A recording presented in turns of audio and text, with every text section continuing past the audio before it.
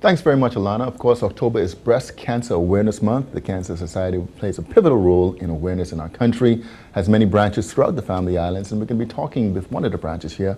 We have the president of the Long Island Cancer Society, Mrs. Ramona Ritchie Taylor. Welcome to Bahamas at Sunrise. Thank you, Phil, and good morning, Bahamas. Good morning, and a special good morning to my Long Island people. Yeah, absolutely, absolutely. So the Long Island branch of the Cancer Society has been in operation for how many years now? Well, we're going into our fifth year. Fifth year. We started in 2013, and next year we'll make a milestone of 5 years. Yeah. What type of work do you do? Well, as far as the Cancer Society in Long Island, you may not realize it, but there is a need. And what we do is, our mission has, at the beginning and always has been, is to educate people, educate our people in the community. We get into we go in at the primary level, primary schools, we go out to the schools, we visit, we talk to the students, we go into the high schools, and also we meet once a month. Okay. And in the spirit of inclusion, we take the meetings to the community. So we meet in one location 1 month, and then we take the meeting to the north the following month, so that we make sure that we reach everybody. Yeah. Also, as a group, what we do is any funds that finances that we take in, we use that to assist Long Islanders. Many people, those who are afflicted, they can't afford to, the proper medical care. So what we can do is we can provide them with an air ticket to get to Nassau for follow-up treatments, and if they need to go to the Cancer Caring Center, well, we can work that out. You seem to have a pretty vibrant chapter down there in Long Island. Does that speak to the fact that there are many cases of cancer awareness, or is just really just awareness that you... I think it's just that we have the group is a very dynamic group. We have a lot of people who, in the group, who see the need to make sure that our people know that we can prevent cancer by adopting healthy lifestyles. So that's one of the main things that we do, is to get out there and to let people know that, if you have a diagnosis of cancer, it's not the end of the world. You can make lifestyle changes, you can do things to, improve, or to, at the end, it's all about doing, things to make you come out of cancer a survivor. So it's that spirit of, wanting to help. And yes, there are, I didn't realize how many people were afflicted. And, it's a huge reality. We do have. You guys also organize and encourage breast exams, PSA blood testing, and other types of screenings. Is this a full-time, regular type of... Yes.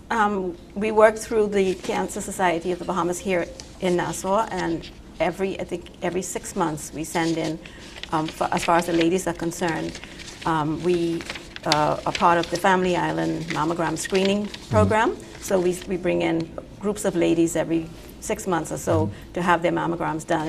It's all paid for by the Ride for Hope people who do it through the Cancer Society of the Bahamas. So from that perspective, and then if somebody needs follow-ups, then the Cancer Society of the Bahamas will step in to, advise us and have the persons come back in. Also, we have the clinics sponsored that with the doctors from the Cancer Society come down and they do prostate testing with men, and with the ladies also, the pap smears and so.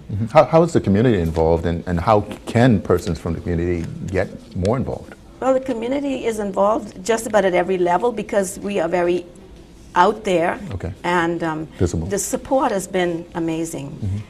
We have, if I can tell you a little bit about what we do, as per getting into the community and getting community awareness and some of the positive things we do, we started something called compassionate outreach, because we realize that when people are afflicted with cancer, it can be devastating. So we don't want these people to feel like they're suffering in isolation or living, without anybody. People have forgotten you. So once a week we have a nurse who's a part of our group. She goes out to visit the homebound patients, people who are survivors, but they can't get around anymore. She goes out to, assess them if there's a need, she can bring it to our attention and we could take it further. And then we have the Sunday afternoon groups. They go out, they take their Sunday afternoons and go visit people in their homes. Because we realize that just because the mom or the dad may be suffering with cancer, it impacts the whole family, the whole family. So we try to touch everybody. Yeah, very active. But of course, I'm just gonna do a complete 90-degree turn on you since you're here.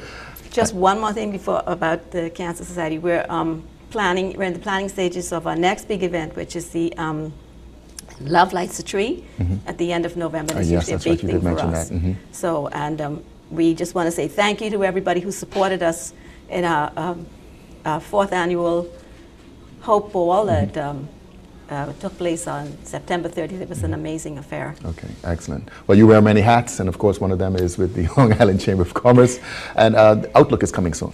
Yes, and so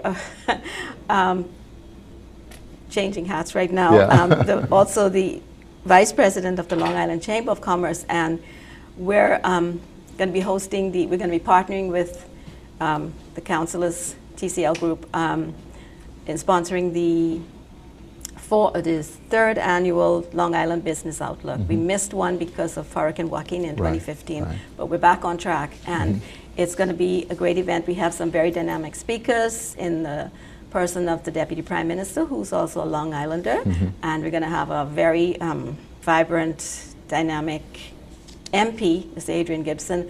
It promises to be an exciting event, and I invite all Long Islanders to get registered early to make sure you have your place. And what's the date? November 9th. November 9th, excellent. Well, thank you very much for coming on Bahamas at Sunrise. There's certainly more that we can talk about, and hopefully you'll be back real soon. Well, thank you. Thank you for having me. You're very welcome. You're watching Bahamas at Sunrise. We'll be right back.